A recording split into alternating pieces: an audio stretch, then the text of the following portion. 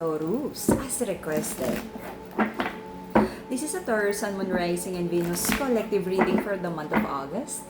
For your personal reading, kindly send me a direct message. Kamusta mga Taurus? Kamusta? Anong meron? Anong bago? Anong paulit-ulit na ginagawa? This is a Taurus Sun, Moon, Rising, and Venus collective reading for the month of August. Collective energy ng mga Taurus, please. Collective energy ng mga Taurus. Collective energy ng mga Taurus. Paalala, ang nag-iisang account ng Mystic Siren ay kay Angeles 11. Any messages coming from a different account? Hindi po ako yon. Mag-ingat sa scammers. Taurus. Check tayo. Anong meron ang pinaggagawa ng ating mga Taurus? Mabagal pa rin bang mag-decide? Hindi daw. Nagkaroon ng isang impulsive move, impulsive decision ng ating mga Taurus. Hindi mo alam kung ano yung plano mo. At nadi-disappoint ka. Sabi mo, walang mangyayari kung maghihintay ka ng matagal. At gumawa ka ng impulsive decision na sabihin natin medyo sana naghintay ka na lang, sana hindi ka nagalit, sana hindi ka naging impulsive, sana hindi ka na-trigger. Okay? Nagkaroon ng isang emotionally charged decision na medyo hindi ideal ang naging outcome. Okay? Na sana you could have done better, sana na-hold mo pa ng konti yung frustrations na yan. Marami kang minamanifest tungkol sa kaperahan, kabuhayan, at right now, iniisip mo, tama ba itong mga ginagawa mo? Tama ba yung mga decision? Nasa tamang trabaho ka ba? Nasa tamang relasyon ka ba? Ito bang mga sinisimulan mo? Ito bang mga binibuild mo? Long term ba to? Or mauuwi lang din sa wala? Okay? This is love and passionate connection. Pinipili mong mabuti at binibigyan mo ng clarity ang sitwasyon. Marami kang doubts kung nasa tamang landas ka ba? Tama ba tong love? Tama ba tong trabaho? Magninegosyo ka ba? Bibitiwan mo ba? Mag-start ka na ba ng bagong love connection? Ano ba? Hindi mo alam. You feel so lost. Most of the time, yung ganitong chapter ng buhay, this is like purging.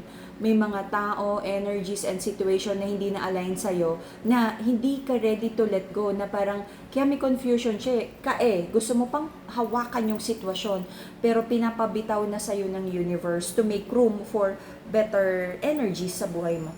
Okay? Ikaw din yung sabihin natin, nagiging blockage sa victory na gusto mo. You're trying to heal from past frustrations pagdating sa pera, trabaho, pagdating din sa pag-ibig. Kaya masyadong, kumbaga okay lang naman yung calculated risk. But it feels like right now, because of so much disappointment from the past, naging overly, like, mabakod ka na parang teka lang. Okay? Nawalan, medyo nabawasan yung kumpiyansa sa sarili and sobrang mong dinadoubt yung judgment mo about the situation. Merong isang situation or connection sa buhay mo na sabi mo hindi mo na mapagkatiwalaan kaya iniwan mo na at nagkakaroon ka ngayon ng new beginning and it feels like naghihil ka rin sa sitwasyon na to. This could be love, this could be like trabaho or business partnership. Okay? Kaya medyo guarded yung energy mo right now. There's a masculine here na alam niya na nagkaroon ng disappointment, the masculine and the feminine. Nagda-doubt si masculine kung kaya pa niyang ayusin ang love situation na to. Kasi sabi niya, if ever na makipag-reconnect or reconcile siya kay feminine, alam niyang, of course, magbibigay siya ng pangako at may doubt siya kung kaya na ba niyang ayusin this time. Kaya na ba niyang i-deliver yung promises? Kasi kung hindi, alam niyang magagalit or magbibreed na naman ng another sama ng loob to with the feminine. Okay? Sabi ni feminine, pagod na siya kay masculine because kulang sa gawa, kulang sa effort, binibigyan lang ng enough effort, breadcrumbing energy na para lang nandyan, enough hope para kumapit si feminine, but not enough commitment for the feminine to feel safe about this relationship. Puro na lang reconnection, reconciliation. But after that, pagkatas magkabate, ano na? Nagfo-follow through ba yung actions? O parang sa una lang mabait, sa una lang nag-e-effort, then after that, parang nawawala na naman yung hard work and effort. And because of that ugly dynamic of the situation, dumating sa point na parang napagod na magsalita, nabawasan yung away, not because walang pag-aawayan or walang problema, nabawasan yung away because napagod na magsalita kasi wala namang nangyari. Patuloy yung mga betrayal, false promises, at nagkaroon na unti-unti ng realization na kumbaga sa halaman, parang bakit mo pa lalagyan ng fertilizer o ba't mo pa alagaan kung parang patay naman na kahit no matter how much sunlight, fertilizer at tubig na ilagay mo, parang hindi naman nag-grow, okay? Nakakapagod namang mag-effort kung wala namang pagbabago at wala namang pinapatunguhan. Now, the feminine is questioning this relationship na, is this masculine all about the passion and romance sa relasyon na to? Wala ba siyang planong magseryoso? Kasi sabi ni feminine, wala na siya dun sa edad para makipaglaro at like to start over na naman at sayangin ng lahat. Na parang kung wala itong patutunguhan, tama na. Gusto mo nang mag-heal ng feminine sa connection na to. Okay. The reason for the reading here is nagkaroon ng napakaraming patience, pagpapatawad, pag-uunawa para lang to hold this relationship together at ma-build to. Okay? Kumbaga, may isang tao here, and I feel this is more on the feminine side, na parang, sige, kakapitan ko to. Parang siya yung naging glue ng relationship para wag lang gumuho. Sabi ni feminine, hindi niya maramdaman yung sincerity ng love and commitment ni masculine. Puro salita, puro good time, puro happy-happy, pero pagdating sa obligasyon at pagiging responsable, nakukulangan siya sa effort ni masculine. Ngayon, sabi ng feminine sa connection na to, parang nagkamali siya ng pagbibigay ng paulit-ulit na chances sa masculine na to. Because she feels like paulit-ulit din yung naging betrayal. Okay, so, sorry. Sabi ng masculine sa connection na to, binigay naman niya yung effort. Pinipigilan ako magsalita. Parang may alikabok, okay. So, sabi ni masculine sa connection na to, sa perspective niya, naging reliable naman daw siya, binigay niya daw yung lahat, but he feels like hindi naman daw na-appreciate ni feminine yung mga effort niya. Kaya, ito yung katwiran na, bakit ba ako mag-effort, di mo naman na-appreciate. Kumbaga, in the middle of that, na panunuyo and trying to prove himself na sincere na siya at committed na siya, bumigay ang pundasyon ng commitment ng masculine. Ngayon, si feminine naman, nag-o-observe siya, parang konti na lang, maniniwala na, umatras pa. Saved by the bell. Okay. Ngayon, sabi ni feminine, ay wala. Habit na ni masculine to. 3 days lang to nag-e-effort, o kaya parang 1 week lang mabait, tapos unti-unti, ayan na, nabitray na naman yung mga pangako, hindi na naman nag-follow through yung actions, kulang sa gawa, kulang sa effort. Okay? So, pinagpe-pray ng masculine ng feminine sa connection na to, kung worth it pa talagang magstay, pero I feel for most of you, gusto nang kumalas sa emotional entanglement mo sa connection na to, na parang gusto mo nang unti-unting ma-fall out of love para maging mas madali na lang para sa'yo once you're really decided to walk away already. Ito yung sinasabi ng mga masculine na ang bilis mo namang mag-move on. But actually, the way the feminine, yung mga babae, processes the separation, matagal to habang nagbibigay to ng chances, nag-emotionally detached na to. Kaya the moment na talagang kumalas na, wala na, parang isang hibla na lang yung nakakapit na pagmamahal. Kaya parang over na. It feels like tapos na yung karmic cycle, okay? That the feminine already made peace with the situation. If the feminine quietly walks away, wala nang pag-uusap, wala nang explanation, at napagod na siyang ipaglaban to, yung hindi na nagagalit, wala na masculine. You didn't find peace sa sitwasyon. She already found her peace away from you. Hindi yun katahimikan. This is like the silence before the walking away. Before shutting of the door. Okay? So, right now, it feels like the feminine in this connection, focus sa kaperahan, kabuhayan, pagod na siya. Nire-ready na lang niya yung sarili niya na parang, sige na, like kung ano man yung mangyari, ang mahalaga, financially okay siya, nire-rebuild na niya yung sarili niya, yung confidence niya, mga pangarap. But at some point, medyo nalolost ang feminine sa connection na to. The feminine feels lost. Pero sabi niya, for most of you, na parang total wala na namang papupuntahan to, focus na lang sa self-growth, financial stability, at kahit nahihirapan siya, kahit from time to time, gusto niyang bumalik kay masculine, gusto niya ulit like mag-beg ng attention, pagmamahal, and to beg the masculine to fix the relationship. Sabi niya, parang masyado naman ako nakakaawa. Tigilan na natin to. Nakakapagod, sabi ni feminine. Okay. Hopefully, no, masculine, kapag naging ready ka na to fix this situation, it's not that late na may love and amor pa sa'yo si feminine. Kasi the moment na mag-walk away na to at decided na to, mukhang tapos na. Okay?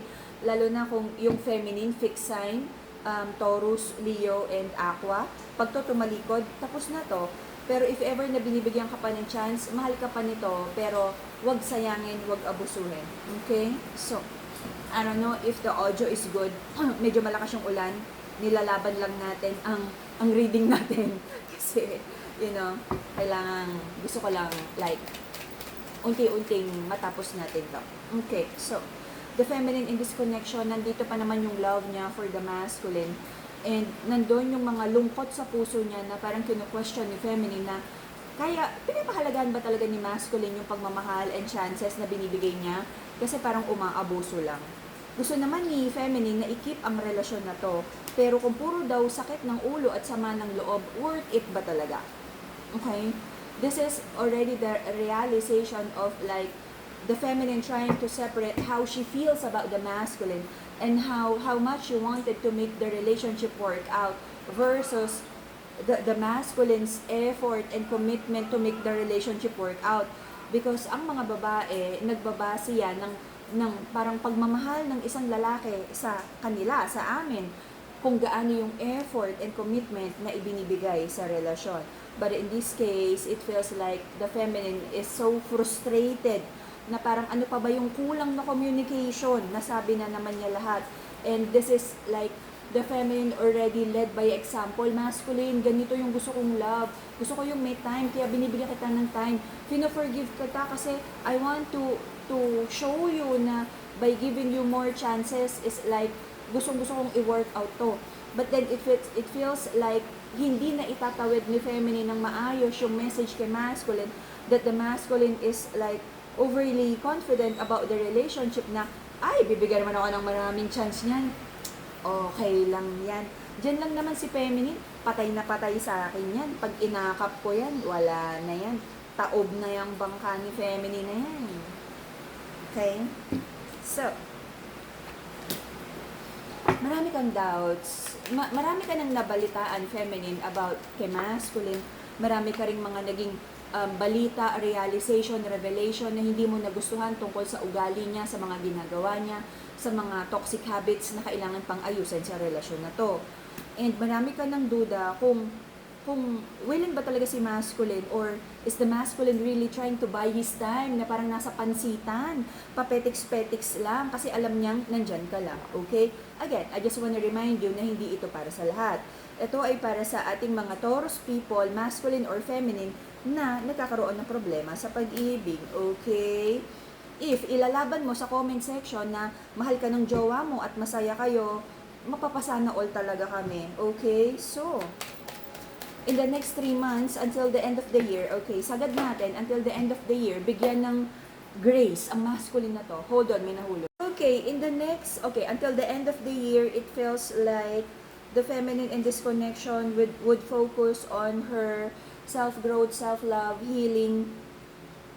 But I feel for most of you, ilalaban pa rin ang connection na to with the glimmer of hope na magkaroon pa rin ng equal give and take. Okay? Aasa na magkakaroon ng magandang cycle. But feminine, para sa akin, tayong kapatid, mahirap kasi kapag nagbibigay ka ng chances hanggat mahal mo. Kasi, ibig sabihin, inuubos mo yung yung energy, yung resources na pagmamahal at ganda na meron ka. Kaya nakikita mo yung mga sobrang nai-stress after maghiwalay, di ba? Sumusyongit, sobrang stress sa relationship. Hindi kasi dapat ganun eh. Na parang hindi dapat nakabase ang number of chances based sa threshold mo sa pain, based sa lakas mo, based sa kaya mong panghawakang pain. Hindi eh. Unless masochista ka, go for it. Congratulations, di ba? Na parang strongest woman award sa'yo na. Okay? But, ideally, para sa akin, dapat may limitasyon ang mga binibigay na chances regardless of the gender. Nagkamali, nangyari, oo. Pangalawang beses, pwedeng nagkamali pa rin ulit. Pero that will be the ultimatum. Pangatlong gawin niya ay tama na. Wala nang explanation because the moment na communicate mo na ang mga bagay na ayaw mo at non-negotiable at paulit-ulit na ginagawa, dalawa lang yan. It's either ayusin mo na niya yung sarili niya bago bumalik sa'yo or talagang i-close mo na ang door permanently and indefinitely. Okay? Because may mga trust issues sa relationship na to na hindi na pagkakasunduan. Of course, sino ba naman ang gusto na may third party na nai-involve? It feels like pag nag-usap kayo, susubukan nyo tong ayusin, nagkakasundo, at yung feel mo na okay na nagkakasundo na kayo at mahal nyo na yung isa't isa, may maaari ka na namang mabalitaan, feminine, that the masculine is being sneaky again. May kinakausap na naman, may kinakagiliwan na naman, naglalaro na naman sa pag-ibig, okay? And most of the time, pag hindi nagkakaroon talaga ng consequences, ang actions na to, ang bad behavior na to, bakit ka nga ba magbabago? Napapatawad ka naman indefinitely, unconditionally, just because ginagamit mo lang yung love card, just because kaya kang i-love bomb or i-gaslight na, hindi mo ba ako mapapatawad? Hindi mo na ba ako mahal, feminine? Kung nagagamitan ka ng love bombing, love card na yan, good luck sa'yo. Kasi dapat may sarili kang standards na mahal kita, but I'm letting you go because sinisira mo ang aking mental health. Sinisira mo ang focus ko sinisira mo yung mga binibuild ko sa sarili ko, yung mga self-confidence ko. I feel so pangit, ganon. Kailangan magkaroon ng realization here, okay? Umiiyak ang langit. So, feminine and masculine, hopefully makagawa ng tamang desisyon para sa relasyon, para alam mo yon, next time maganda-ganda naman ang ating Taurus reading. And that would be the Taurus Sun, Moon, Rising, and Venus collective reading for the month of August. See you again in a few days for your bonus reading. Bye-bye, Taurus!